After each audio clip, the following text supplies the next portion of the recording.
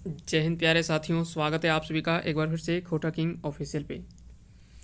आइए आज हम लोग जो वो एक महत्वपूर्ण सेशन के बारे में चर्चा करने वाले हैं, जो कि झारखंड दरोगा के जो भी सिलेबस है, सिलेबस के अकॉर्डिंग जो वो हम लोग आगे जो वो कवर कर रहे हैं। इसमें से जो हम लोग पहला टॉपिक पढ़ रहे हैं वो आज हम लोग बात करेंगे खोटा गद्यपद संग्रह के परिचय का। खोटा गद्यपद संग्रह में आपको पढ़ना क्या है उसके बारे में भी हम लोग चर्चा करेंगे। तो पहले चलिए थोड़ा सा हम सिलेबस को आपको बता दें, उसके बाद हम लोग आगे बढ़ते हुए चलेंगे।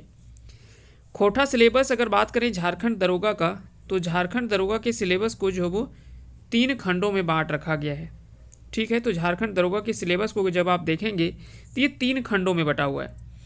पहला खंड अगर बात करेंगे खोटा भाषा एवं साहित्य, है ना, ये खंड का दिख रहा है आपको। यहाँ पे क्या है कि मुख्य रूप में आपको खोटा व्याकरण पढ़ना है। तो खोटा ग्रामर हम इसलिए शुरुआत नहीं किए हुए क्योंकि ग्रामर हम लोग ऑलरेडी जो वो पढ़ रहे अभी, है ना। ग्रामर अभी हम लोग कहाँ पे पढ़ रहे हैं, जेएसएससी सीजीएल के लिए रात 9 बजे जो वो हम लोगों का ग्रामर क्लास जो वो स्टार्ट है।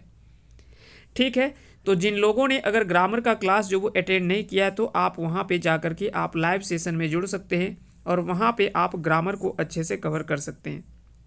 तो हम लोग ग्रामर तो अभी फ़िलहाल यहाँ पे कवर नहीं कर रहे हैं। यहाँ पे हम लोग जो बात करने वाले हैं वो अभी हम लोग पढ़ेंगे इसके तीसरे खंड। अगर देखिए यहाँ पे देखा जाए तीसरा खंड, तो ये शिष्ट साहित्य है और शिष्ट साहित्य में यहाँ पे पद्य साहित्य हम लोग शुरुआत किए पद्य भाग से।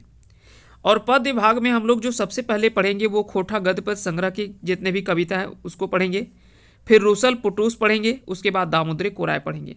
ये तीनों जब कंप्लीट हो जाएगा, आपका पद्य भाग जब कंप्लीट हो जाएगा, उसके बाद हम लोग गद्य में आ जाएंगे, जो कि सोंध माटी, भगजोगनी और डाह, ये तीनों हम लोग जो वो यहाँ पे कवर करेंगे।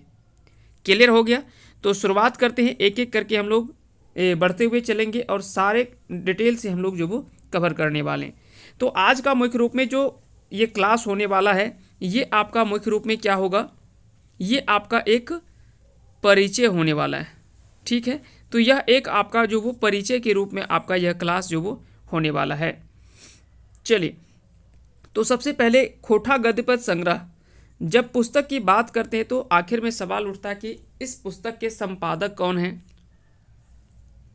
और यहाँ से कई ऐसे प्रश्न जो वो पूछे जाते हैं। जैसे क्या क्या सवाल आपसे बन सकता है, तो खोटा गद्यपद संग्रह है क्या, तो गद्य और पद्य ये दोनों रचनाओं का संग्रह है। गद्य में क्या आता है जी, तो गद्य में आपको बता दें कि कहानी, नाटक, उपन्यास, है ना, जितने भी संस्मरण, शब्दचित्र, यात्रा वृत्तांत, ये सभी जितनी रचनाएं हैं वो सभी गद्य भाग में आता है। जबकि पद्य में अगर बात करें तो कविता, खंड काव्य, है ना, ये सभी जो वो दोहा हो गया, ये सभी जो वो आते हैं पद्य विभाग में। तो ये सभी चीज़ें आपको याद रखना है। तो यहाँ पे मुख्य रूप में क्या है कि खोटा गद्य और पद्य ये दोनों का संग्रह है। तो ये तो हम लोग देखेंगे ही आगे। इस पुस्तक के प्रधान संपादक की बात किया जाए तो डॉक्टर ए.के. झा जी के द्वारा लिखा गया, प्रधान संपादक बोल सकते हैं, है ना, इसके प्रधान संपादक हैं। ठीक है, जबकि कार्यकारी संपादक की बात करें तो शिवनाथ प्रमाणिक जी जो है वो कार्यकारी संपादक हैं। इसमें से कई साहित्यकारों की जो वो रचनाएं जो वो शामिल किया गया है। ठीक है, तो ये भी आपको याद रखना है, इसमें से कोई एक दो साहित्यकार की रचनाएं नहीं है, इसमें से कई साहित्यकारों की रचनाएं इसमें से शामिल है। उसके बारे में हम लोग आगे बात करेंगे। प्रकाशन की जब बात करते हैं तो इसके पहले प्रकाशन जो वो 1989 में हुआ था। 1989 में इसका जो वो पहला प्रकाशन होता है और दूसरा प्रकाशन 2020 में हुआ है। अगर बात करें कि इसके प्रकाशक की, तो प्रकाशक का नाम आपको याद रखना है, खोटा बोकारो खोटा कमेटी जो वो इस पुस्तक के जो वो प्रकाशक के रूप में जाना जाता है। इनमें से गद्य रचनाओं की संख्या अगर बात करें तो इसमें से 14 जो वो गद्य रचनाएं हैं, जबकि पद्य भाग की रचनाओं की बात करें तो 23 इसमें से जो वो पद्य रचनाएं हैं। एक इसमें से एकांकी नाटक है जिसका नाम है डाह, तो डाह एकांकी नाटक भी एक इसमें दे रखा हुआ है। आइए थोड़ा सा रूबरू करवाते हैं आपको विषय सूची से। तो जब आप इस पुस्तक के विषय सूची पर जब आप नज़र डालेंगे तो यहाँ पे आप देख पा रहे होंगे कि यहाँ पे भुवनेश्वर साहू के द्वारा लिखा गया एक पुस्तक है मांझो। ठीक है, दिनेश कुमार दिनमणि के द्वारा लिखा गया है धर्म करम।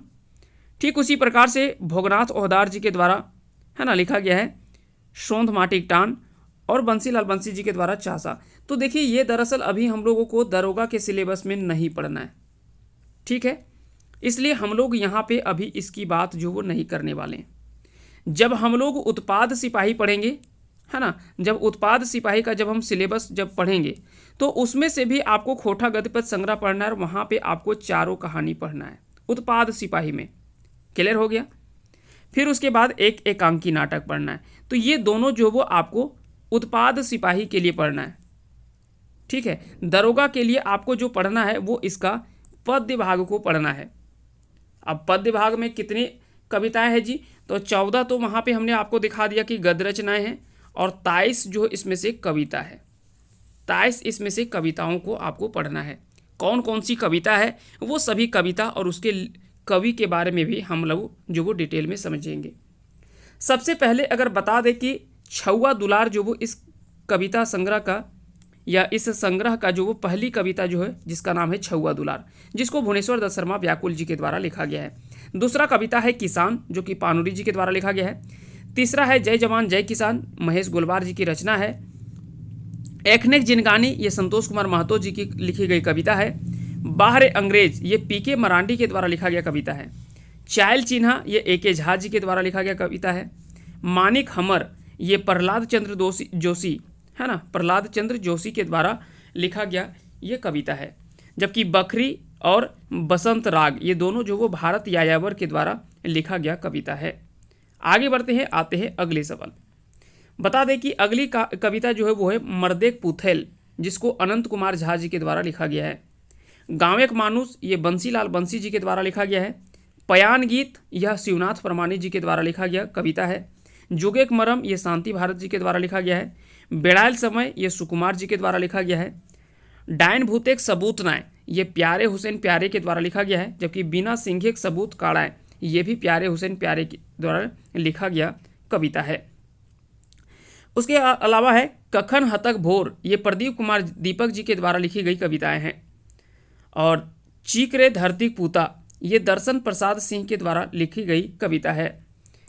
अगली कविता जो आता है इसमें से वो कविता का नाम है आपका देशेक जुवान, जो कि विनोद कुमार जी के द्वारा लिखा गया है। देशेक जुवान की अगर बात करें तो ये विनोद जी के द्वारा लिखा गया कविता है। धरती छोटा नागपुर एक यह शिवनंदन पांडे गरीब जी के द्वारा लिखी गई कविता है। हासिक जुगाड़ ये रामशरण विश्वकर्मा जी के द्वारा लिखा गया है। जबकि लहर और तनी सुन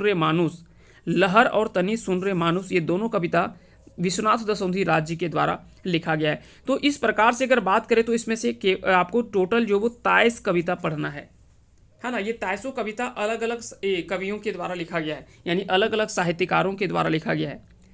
तो बता दें कि यहाँ से आपका जो सवाल अगर बनेगा ना, तो पहला तो यही सवाल बन गया कि कौन सा कविता किसके द्वारा लिखा गया है। सिर्फ इतना अगर आप याद कर लिए तो कम से कम 4-5 सवाल, अगर यहाँ से मान लेते हैं 5 सवाल पूछेगा ना, तो 5 में से 2 सवाल यहीं से बनेगा और 1 सवाल आपका बनेगा पुस्तक का जो परिचय हमने बताया शुरू में, है ना। प्रधान संपादक आपको बताया, प्रकाशन कब हुआ है, प्रकाशक कौन है, तो वहाँ से आपका 1 प्रश्न बनेगा।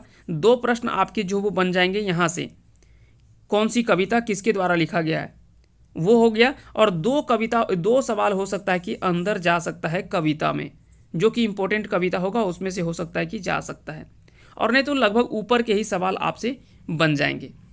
अब आइए हम लोग आगे बढ़ते हैं। जब हम लोग आगे बढ़ेंगे तो इस प्रकार से हम लोग जो वो कविता की शुरुआत करेंगे। सबसे पहले जैसे आप देख पा रहे होंगे छौआ दुलार है, तो छौआ दुलार भुवनेश्वर दत्त शर्मा व्याकुल जी के द्वारा लिखा गया है। और इस कविता को हम लोग जो वो पिक्चर के माध्यम से भी थोड़ा बहुत समझने का प्रयास करेंगे। उसके अलावे आगे हम लोग जो वो बढ़ते हुए चलेंगे। इस प्रकार से आपका जो वो कविता लिखा हुआ है, कविता को आप देख पा रहे होंगे छौआ दुलार भुवनेश्वर दत्त शर्मा व्याकुल जी के द्वारा लिखा गया है। यहाँ पे कुछ पंक्तियों को हम पढ़ करके सुना देते हैं, हालांकि इसको डिटेल में हम लोग बाद में पढ़ेंगे।